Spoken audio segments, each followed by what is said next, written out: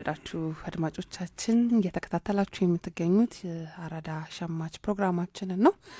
መስመር ላይ እንግዲህ የተከበሩ ሁሌም ቀዳሚ በጉጉት የምንጠብቃቸውና የማይጠገብ መረጃዎችን ለኛም እንዲሁም ደግሞ ለአድማጮችን በማጋራት የምናውቀውን የምግብ ሳይንቲስቱን ባጭሩ ስጠራው ነው ቁሜ ዶክተር አሻግሬ ዘውዱ መስመር ላይ ነው። እንደውኛ ዶክተር በጣም ቅርባችን ከመሆኑ የተነሳ የሚዲያ ወጉን ትተን አንተ ነው የምንለው።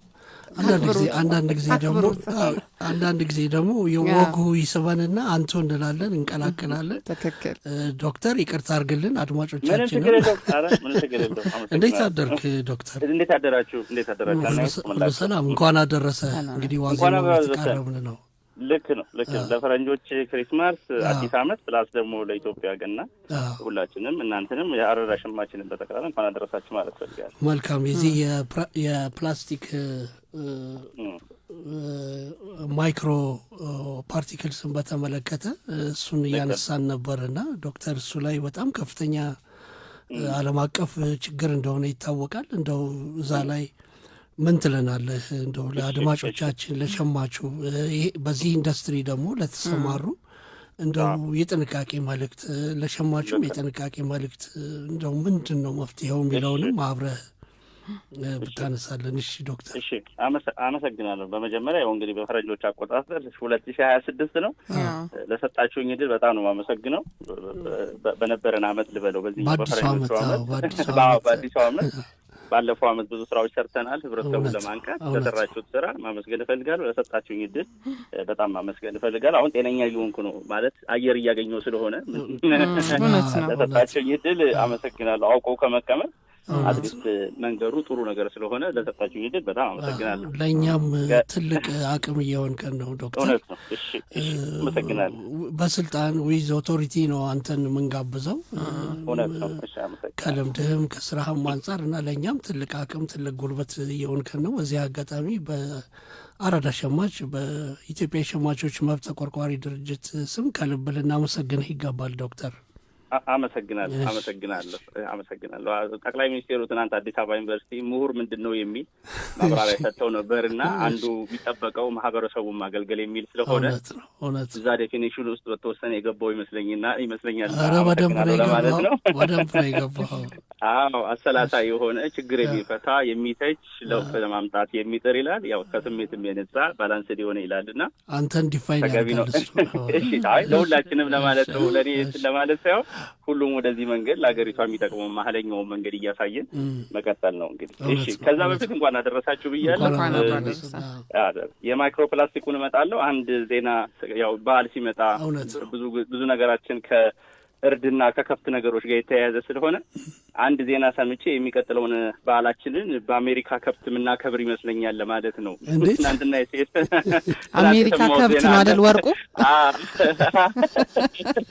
እሺ አይ ለማለት የኢትዮጵያ ግብርና ባለስልጣን ለአሜሪካ መንግስት የሄልዝ ሰርቲፊኬት ሰጥቷል። አሜሪካኖች ወይም አሜሪካ የቁም ከብቶችን ዶሮና እንቁላል ለኢትዮጵያ እንድታቀርብ ተስማምታለች የሚል ዜና ሰምቻለሁና ባለፈውም ቆምላቸው የአሜሪካ ዲሎች እንጂ ትራንዛክሽን አልናቸው ብለኝ ስለነበረ ትራንዛክሽኑ ጀምሯልና እንግዲህ በሚቀጥለው ታድለን ቅርጫችንም ምናችንም የሚሆነው እንግዲህ አሜሪካ ይሆናል ብዬ እጠብቃለሁና ስራችንን ካልሰራ ያው አሜሪካ ካለባት ከቻይና የንግድ ጦርነት ምክንያት ብዙ ገበሬዎቿ እየተቸገሩ ነው። ምርቶቿን ማቅረብ አልቻለችምና ገበያ ትፈልጋለች በዓለም ላይ በአሁኑ ሰዓት። ስለዚህ እኛ ደግሞ የአቅርቦት ችግር አለብን። ዶሮ ለማምረት መኖ ችግር አለብን። እነሱ ጋር ምርቱ በጣም ከፍተኛ ነው የመኖቹም ለማቅረብ። ስለዚህ እንቁላል ኢትዮጵያ ከመብላት ከአሜሪካ ወይም ኤክስፖርት የሆነው ርካሽ ይሆናል በብዛት። በንግድ ገደብ ነው እስካሁን የቆየው እንጂ ወተትም አሜሪካኖች ታውቃላችሁ ይደፋሉ። ገበሬው በጣም ነው የሚደፉት። በጠቀም አቅቷቸው በየአካባቢያቸው ይደፋሉ። ዋጋውም እጅግ ተመጣጣኝ ነው ይባላል። በጣም ርካሽ ነውና ስለዚህ ኢትዮጵያ ያው የደብሊውቲኦ ሜምበርሺፕ ወደ ወርልድ ትሬድ ኦርጋናይዜሽን እየገባች ስለሆነ በራችን በጣም ክፍት እየሆነ ነው። ለሸማች እኔ ጥሩ ነው የምለው። የሚመጣው ምርት ከቀነሰልን ከየት የሚምጣ እንቀበላለን። ኢትዮጵያ ዝግ ሀገር አይደለችም። ስለዚህ የሚቀጥለውን በዓላችንን ይሄንን ንገሩልኝ። በአሜሪካ ከብቶችና ዶሮዎች እናከብራለን ብዬ አስባለሁና እኔ ያው መስራት ያለብን ስራ መኖርም ቢኖርበት እጥረት ግን ከተገጠመ ከሌላው ዓለም ገዝቶ መጠቀም ነውር አይደለም። ገቢውን ካለ እንደ ሲንጋፖር ያሉ ሀገሮች ከ90% በላቸው ምግባቸውን ከውጭ አምጥተው ነው የሚጠቀሙት። ግን ትሬድ ባላንስ እንዲኖር ጥረት ማድረግ አለብን። ሀብታችን ደግሞ በዚሁ እንዳያልቅ ተጉዞ ደግሞ በተለያየ ምክንያቶች እንዳያልቅ ጥንቃቄ ማድረግ አለብን። ሀሳብ ከሰጣችሁ ትላለሁ በዛ መቀጠል እችላለሁ። አይ ትልቅ ሀሳብ ነው ያነሳው ዶክተር። ከፍተኛ እጥረት አለብን። ታውቀዋለህ፣ በአቅርቦትና ፍላጎት መካከል ያለውን እጥረት የግድ እንደዚህ አይነት መፍትሄዎች የግድ የሚወሰዱ። ሌላው ደግሞ የዓለም የንግድ ድርጅት አባል ስንሆን አስገዳጅም ነው።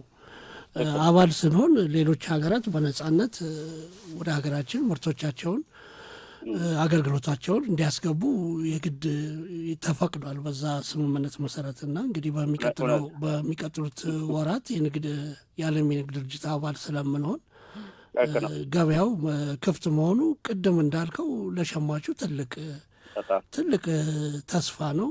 ለንግዱ ማህበረሰብ ደግሞ በተለያየ የስራ ዘርፍ ለተሰማሩት ደግሞ ከአሁኑ የቤት ስራቸውን እንዲከውኑ የማንቂያ ደወልም ነው ዶክተር።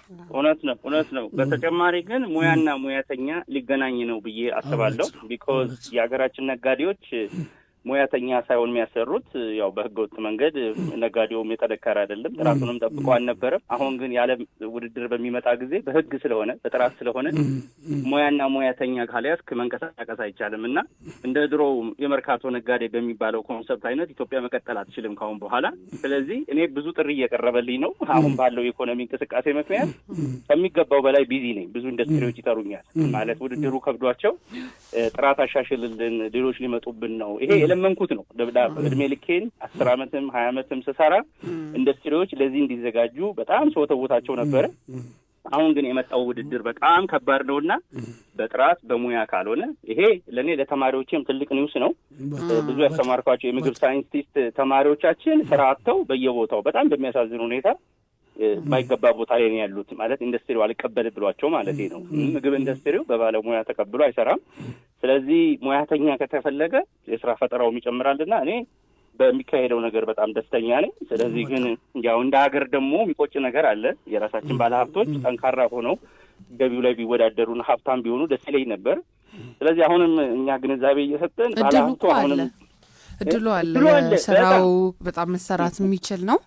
ትኩረት አለመስጠት የሚመስል አይነት ክፍተት ነው እየታየበት። እውነት ነው በጣም አሁን ልነግርሽ እችላለሁ። ለምሳሌ ባለፈው እንዳወራ ነው ስለ እንጀራ የተከሰተ ነገር ነበረ።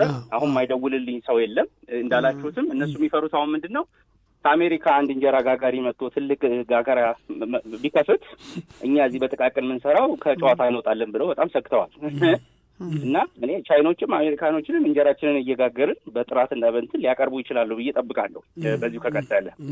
ስለዚህ ለኢትዮጵያ ነጋዴ በጠቅላላ ስራው ልምዱ ለምዳችሁታል፣ ግን ሙያና ሙያተኛን ጨምሩበት ማለት ፈልጋለሁ።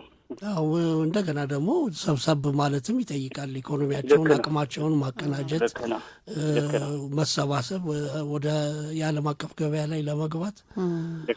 ጤፍ አሁን ዶክተር ያው አንተም እንደምታውቀው ዓለም አቀፍ በተፈላጊ የሆነ ነው በመላው ዓለም እና እሱ ላይም አንድ ቀን እናወራበታለን። እንግዲህ ዛሬ ወደ እሺ ልክ ነው እንትናልኩት ከባሉ ጋር እያየ ነው። ስለ ማይክሮፕላስቲኩ እሺ ማይክሮፕላስቲክ ያነሳኸው ይሄ ህብረተሰቡ የሚጠቀምባቸው በተለምዶ የታሸገ ውሃ የሚባሉት ተጨማሪ 90,000 ማይክሮፕላስቲኮችን እንዲጋለጡ ያደርጋል ነው ማለት።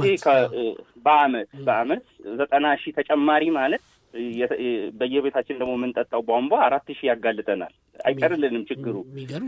የቧንቧው ማለት ነው የቧንቧውም አለበት። አዎ ኢንቫይሮንመንት ላይ ቅድም እያወራች ነበር። ፕላስቲክ በየቦታው ይጣላል አይደለም? ከዛ ውሃ አካላታችን ላይ ይኖርና ወደ መሬት ውስጥ ይገባል። ፐርኮሌት አድርጎ ወደ ውስጥ ይገባና ይሄው ተቆፍሮ ሲወጣ ደግሞ ያንኑ ፕላስቲክ በሰውነታችን ይገባልና የፕላስቲክ ችግር ለሃይላንድ ብቻ ወይም ለታሸገ ውሃ ብቻ የምንቸገርበት አይደለም። ችግሩ የሱ ላይ ባሰ ለማለት ነው እንጂ ያው አለመታደል ሆኖ ለሁሉ ነገር ተጋልጠናል። አሁን ግን በቧንቧ ውሃ የሚጠጣው 4000 ነው፣ የታሸገ ውሃ ግን ወደ 90,000 ነው ይላል። ግን በዚህ ጋር መንገር የምፈልገው የኢትዮጵያን ደግሞ ቁጥር የለኝም እንጂ ሚሊየንስ ነው የሚሆነው ብዬ እጠቀልላለሁ። ለምን ይሄ 90,000 ዓለም አቀፍ በትክክል የሚያስቀምጡ ከፀሐይ የማያጋልጡ አገሮችን በሚመለከት ነው። የኢትዮጵያ ሃይላንድ እና የታሸገ ውሃ ግን በምን ሁኔታ እንደሚጓጓዝ እንደሚጠቀም የምታዩት ነው። ስለዚህ ጥናት አላረግንም እንጂ ከዚህ ቁጥር በላይ የኢትዮጵያ ሕዝብ ተጋልጧል ብዬ ነው ማስበው ከታሸጉ ውሃዎች ጋር ማለት ነው። ቢኮዝ የኛ አቀማመጥ ሁኔታ፣ ያጓጓዝ ሁኔታ አይደለም ሃይላንዶቹ የሚቀመጡበት ሁኔታ በጣም የባሰ ነውና ኢትዮጵያኖች ከዚህ በላይም በጣም ተጋልጠናል ማለት ነው ፈልገው ባይዘው ወይ አንድ መረዳት ያለብን ነገር ግን ሌላው ዓለም ሲነግረን እንሰማለን። ይሄንን ጉዳይ ግን እኛም እዚህ ያለን ሰዎች እየወተወትን ቆይተናል። ስለዚህ እንደ አዲስ ዓለም ላይ ዜና ሲመጣ ትኩረት ያገኛል። እዚህ ያለነው ባለሙያ ግን ከመከርንና የሃይላንድ ጉዳይ ከአምራቾቹ ጋር ካልተስተካከለ ችግሩ እየሰፋ እንደሚሄድ ስንነጋገር ቆይተናል በዚህ ጉዳይ ማለት ነው። ስለዚህ የኢትዮጵያ ሁኔታ ዩኒክ ነው ማለት የምታዩት ያቀማመጥ አይደለ ለፀሐይ የተጋለጠ ነው። ፊዚካሊም ይደበደባል፣ በየቦታው ይጣላል። አሁን ሲያወርዱት አይደለ ጥለው ነው ይሰባበራል፣ ፊዚካል ዳሜጅ አለውና የኛ ጉዳይ ግን ከዚህ በላይ የባሰ ነው ብዬ አስባለሁና ጥናት አድርገን ማስተካከል አለብን። ስለዚህ እኔ የታሸገውን ውሃ አንላቀቀው፣ ግን እዚህ ጥናቱ ላይ እያለ ያለው ምንድነው ለአስቸኳይ ጉዳይና አማራጭ በማይኖርበት ጊዜ ብቻ ተጠቀሟቸው ነው የሚለው። ማለት አንድን ነገር መርዝ የሚያደርገው ድግግሞሹ ነው።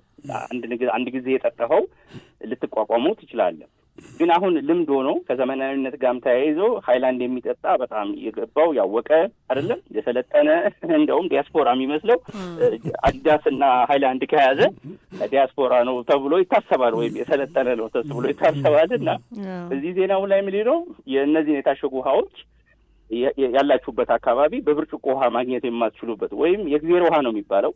ስለዚህ አሁን አንድ ንግዱ ላይ መስተካከል ያለበት ምንድነው በየቦታው ምግብ ቤት ስንገባ የእግዚአብሔር ውሃ ተከልክለናል። አብያንደስታል በግድ ገንዘብ ለማግኘት የለም ነው የሚሉት።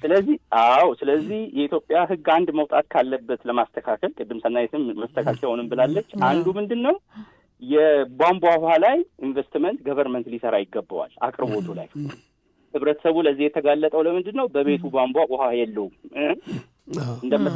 እንደምታውቁት የአዲስ አበባ መስተዳድር በዚህ ዓመት እሰራቸዋለሁ ካላቸው ስራዎች ውስጥ አንዱ ቤትና ውሃም ነው፣ ቁፈራ ነው ብሏል። ስለዚህ ይሄ የሚያመለክተው ምንድን ነው? ሰዎች ወደዚህ የተጋለጡት በቂ ውሃ በቤታቸው ማግኘት ስላልቻሉ ነው። እና አንዱ መስተካከል ያለበት የቧንቧ ውሃ ወይም የእግዚአብሔር ውሃ የሚባለው አቅርቦት በቤታችን ውስጥ በህግ ደግሞ ሃይላንድ ውሃ ወጥቶ ነበር። አንዴ ህግ በግድ ሃይላንድ አቅርቡ መባል ሳይሆን አንድ ምግብ ቤት ሚኒመም ሪኳየርመንቱ ለሰው ንጹህ እጅ መታጠቢያና የእግዚአብሔር ውሃ በብርጭቆ መስጠት ግዴታው ነበር። ግን ከንግድ ጋር ተያይዞ ይሄ ቀርቷልና ይሄ መልሶ ሊስተካከል ይገባዋል ነው። ሁለተኛው እኛ ሀገር በጣም የሚያሳዝነው ምንድነው የምንጠቀምበት ፓኬጂንግ ማቴሪያል ወይም የውሃው ማሸጊያ ደረጃው እየተቆጣጠሩት አይደለም። ለእናንተ እንትኑ አልሳሳባችሁም ስታዩ የሃይላንድ እቃው እንዴ በጣም በየጊዜው የሚያሳሱት ለምንድን ነው? ዴንሲቲውን በቀየርሽ ቁጥር አንድ ትሰሪበት የነበረው ወደ 3-4 ትሰሪበታለሽ ማለት ነው አይደል? ባቀጠልሽ ቁጥር ማለት ነው። ስለዚህ አሁን እኛ ጋር ደረጃ ያለው በጣም እየሳሳ ነው የመጣው እየሆነ ነው። ደግሞ አሁንም እየጠጣን ነው ዶክተር። አይዞሽ እኔ እንትኑን መንገዶቹን አንላቀቀውም ማለት አንተውም ይሄን ጉዳይ ማለት በተለያዩ ሁኔታዎች ኢኮኖሚካሊ በየቦታው ስለምንቀሳቀስ ለዚህ ነገር መገለጣችን አይቀርም። ግን አማራጮቹን እየፈጠርን አንድ ስለዚህ ሃይላንድ የሚያቀርቡትን ካምፓኒዎች ስለ ፓኬጂንግ ማቴሪያሉ ዴንሲቲ ህግ ሊወጣለት ይገባል። የአንዳንዶቹ ጠንካራ ነው፣ የአንዳንዶቹ ስስ ነው። ብራንዱን መጥቀስ አይጠበቅብኝም። አንድ ብራንድ በሚያሳዝን ሁኔታ በጣም አቅጥኗት ቀጥ ብላ መቆም ስላልቻለች አየር ጨምሮበት በአየር ነው የሚያቆማት እንትኗን ሃይላንዷን። የሚገርም ነው። ልክ ስትከፍቱት ልክ አየሩ እንደወጣ ጭምድድ ነው የምትለው። ስለዚህ በምን ወጥሮት ነበረ? እንደ ፊኛ ውሃ ጨምሮ ምንድን ነው አየር ጨምሮበት ቀጥ እንዲልለት ማለት ነው። የሚገርም ነው እንደው አገራችን በዚህ ደረጃ እንደሚደረግ ስንነጋገር ከቆየን በጣም ቆይተናል። በዚህ ጉዳይ ላይ ዛሬ የተጀመረ አይደለም፣ የመዘናጋት ጉዳይ ነው እንጂ ህብረተሰቡ እየተበደለ እየተበዘበዘ መሆኑን ተናግረናል። እነሱ ቲክነሷን በቀነሷት ቁጥር ገንዘብ ወደ እነሱ ይጨምራል የሚያገኙት። እኛ ግን ጤናችንን እያጣን እንጎዳለን ነው። ሌላው ለፀሐይ መጋለጥ አሁን በየሱቁ የምታዩት ሃይላንድ በዛ ሁኔታ መቀመጥ የለም። በረንዳ ላይ ነው የሚሆነው። በረንዳ ላይ ቅዝቃዜ ሙቀት አለ፣ ቀጥታ ደግሞ ጨረሩ አለ። በተለይ ለቀጥታ ጨረር መጋለጥ ማለት ልክ መኪና መስታወት ዘግታችሁ እንደመቀመጥ ነው እና እንትኑ ቶሎ ነው ዲግሬድ የሚያደርገውና እቃው በዛ ምክንያት ሪስኪ ነው ለኛ ማለት ነው። እና ይሄ ያመጣብን ችግሮች አሉ። አንድ ጊዜ እንደውም የአዲስ አበባ ቁጥጥር ባለስልጣን ቁጥጥር ጀምሬያለሁ ብሎ ሃይላንዶቹ ሰብስቦ ወስዷል። የት እንዳደረጋቸውም አላውቅም። ወስደው ጠጥተውታል ነው የምለው አንዳንዴ። እንደውም ተቆጣጣሪው አካል ቢኮዝ የሆነ ወቅት ይጀምራል፣ ይሰበስባል፣ ከዛ ደግሞ ይተወዋል። አሁን የጀመሯቸው አሉ። በመኪና ጭነው የሆነ ወቅት ወስደዋቸው በቃ ሃይላንድ እንደዚህ ማድረግ አትችሉም ተብሎ የተወሰኑ ሰዎች ተወስዶባቸዋል። ስለዚህ ህግ ማውጣት ነው እንጂ ያለብን እየተነሳን የግማሹን ሃይላንድ እንወስዳለን፣ የግማሹን ደግሞ አንወስድባቸውም። ስለዚህ ይሄ አዲስ አበባ መስተዳድርን ቁጥጥር ባለስልጣን ነግሬያቸዋለሁ ማለት ያስጠይቃል። እርምጃ ስትወስድ እኩል መሆን አለበት። በቃ በህግ አውጥተን በፀሐይ ተጋልጦ ጨረር ሆኖ መሸጤ አይቻልም ካልከው የሸጠውን በጠቅላላ መጥቃት አለብን። ግን ተነስተ አንድ ቀን ደስ ሲል ወይ በዓል ቀን ሲሆን ወይ የሆነ ስራ ሰርተዋል እንዲባል ብድግ ብሎ የሰውን ንብረት መውሰድ ተገቢ አይደለም ብዬ አስባለሁ። በዘላቂነት ግን መፍትሄ ብዬ ማስበው የብርጭቆ ውሃ በየሆቴሎቹና በምንጠቀምባቸው ቦታዎች እንዲኖሩ ማድረግ ነው። ለምሳሌ እኔ ኬንያ በነበርኩበት ጊዜ ስብሰባችን ላይ የሚገኘው ውሃ የሚመጣልን በብርጭቆ ቦትል ነው። ውሃ የድሮ የቤቱ አይነት ማለት ነው። ብርጭቆ ውሃ ይመጣል፣ ከብርጭቆ ላይ ይቀዳል። አንዳንድ አይታችሁ እንደሆነ ጠቅላይ ሚኒስቴርም ንግግር ሲያደርጉ በሃይላንድ አይደለም የሚጠጡት፣ በብርጭቆ ነው። አይታችኋቸው ከሆነ ይሄ ጥሩ ምሳሌ ነው። እኔ ጥሩ ነው የምለው ሳያቸው እሳቸውን ሃይላንድ ውሃ ከፍተው አይደለም የሚጠቀሙት። ይሄ ጥሩ ምሳሌ ነው።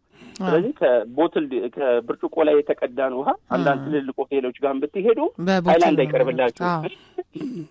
በትክክል ስለዚህ ጤናችን ምሳሌዎች ናቸው። አዎ ሌላ ደግሞ ሪፊል ማለት ቅድም እያልሽ ነበር፣ የውሃ ማጣሪያ ቤታችን ውስጥ ካለ አይደል ወይም ሆቴሎች ውስጥ ማጣሪያ ካለ ቀርተን እንድንጠቀም ሊያደርጉ ይገባሉና እኔ መስሪያ ቤቶች በጠቅላላ አሁን አንዳንዶች ዴኬር ምናምን ይከፍታሉ አይደል? የውሃ ማጣሪያ ያለ ትክክለኛ ቧንቧ ያቀረበ መስሪያ ቤት ሰራተኛውን በጣም ተራዳው ነው የምለው። ውሃ 80% ህይወታችን ነው በየቀኑ አይደል? ይደክመናል። እውነት ነው። ስለዚህ በዚህ በአራዳ ሸማች መንገድ የምፈልገው እስኪ ዛሬውኑ ሁሉም ሴክተር የእናንተም መስሪያ ቤት አራዳ ኤፍኤም ዛሬውኑ ለሰራተኞቹ ውሃ ማጣሪያ አንድ ቦታና መቅጃ ያስቀምጥላቸውና ውሃ ከዛ እንዲጠጡ እንዲያገኙ ያድርጋቸው። እስኪ ካለባቸው ወጪ ትልቁን ነገር ይሸፍንላቸዋል። የሰናይትንም ይሸፍናሉ ብዬ አስባለሁ። በትክክል እንግዲህ ምንድነው አንድም በነገራችን ላይ ከውጪም አንጻር ነው የሚያተርፈን ማጣሪያ። እኔ እንደዛ ብዬ ነው ማምነው። ምክንያቱም የቧንቧ ወስደን ነው ውስጥ የምንከተው፣ አጣርቶ ያወርደዋል። የአይላንድ ውሃ ደግሞ ዴይሊ ወጪም ነው የሚወጣበት እና ከዛም አኳያ ነው የማየው በሁለቱም ጎን ነው። ስለዚህ አሁን ደግሞ ጤናንም የበለጠ ለመጠበቅ አስተማማኝ መሆኑ ነው የሚያሳየን። ጤናው ችግሩ ምንድነው እንበል፣ ምንድነው እንደዚህ ሊያሳስበን የሚችለው? ለምንድነው እንደዚህ ያሳስበው? ጥናቶቹ በጣም ጥቂቶች ናቸው፣ ትንሽ ነገር ናቸው የተገኙት። አንዳንዶች ማወቅ ያለባቸው ማይክሮስ ፕላስቲክስ አይምሮአችን ላይ ተገኝቷል።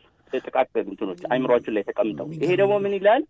ነርቭ ኮንዳክሽንን ወይም ሜሴጆችን፣ ሆርሞኖች እንዳይገናኙ እንቅፋት ይሆንባቸዋል ነው የሚለው አይደለ? ሜሴጅ ተነግሮ ከባድ ነው እንግዲህ ግንኙነት ከባድ ነው። አዎ ሴክስ ሆርሞን ላይ ይላል። ለወንዶች ሆርሞንም ስሜታቸው እንዲመጣም ከሆነ ችግር ያመጣል ይላል። ይሄ ግን ምለው ነው በአንድ ጊዜ አይደለም እያልኩ ያለው የምንጠቀመው ነገር ኮንቲኒየስሊ ሲሆን ማለት ድግግሞሹ የበዛ በየቀኑ ስብሰባ የምንሄድ ሰዎች ከሆነ አይደለም ሁሌ ህይወታችን ውጭ የሆነ ሰዎች ከሆነ ለዚህ በጣም ነው የምንጋለጠውና የሆርሞን የመተንፈሻ ችግር ሳምባችን ላይ አስቡት እንግዲህ ሳምባችን ንጹህ እንዲሆን ነው የሚፈልገው። አሁን ትንሽ እንኳን አየር ሲነካን እናስራለን አይደል?